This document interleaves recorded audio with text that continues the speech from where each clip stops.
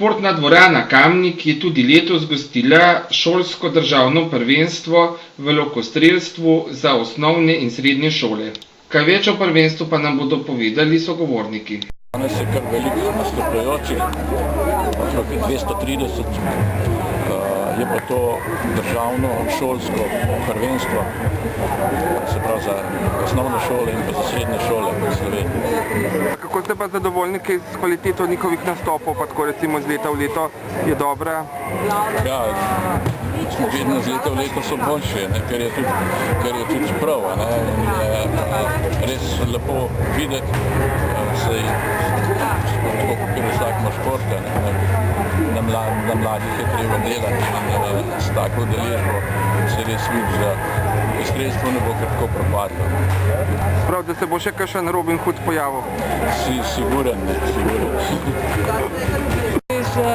Z šolskim športom smo začeli že pred več kot 10 leti. To pomeni, da imamo v šolah lokostrelske krožke, kjer pravzaprav ne gre delo brez naših lokostrelskih klubov, ker naši vaditelji in učitelji trenirajo, organizirajo delo v krožkih z mladimi tekmovalci iz šol. Tekmovalci so porazdeljeni, tako kot že veste, do kategorizirane in nekategorizirane.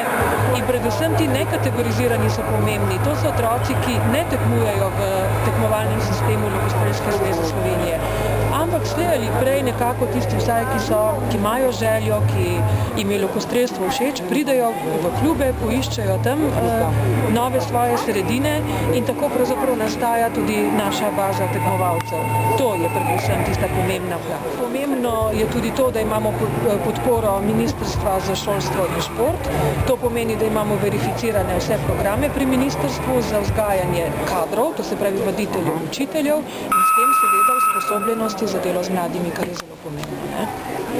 V bistvu z letošnjim letom smo uspeli na ministrstvo dobiti se vključiti v šolske športne tekmovanja, pri tem nam pomaga Zavod Planica.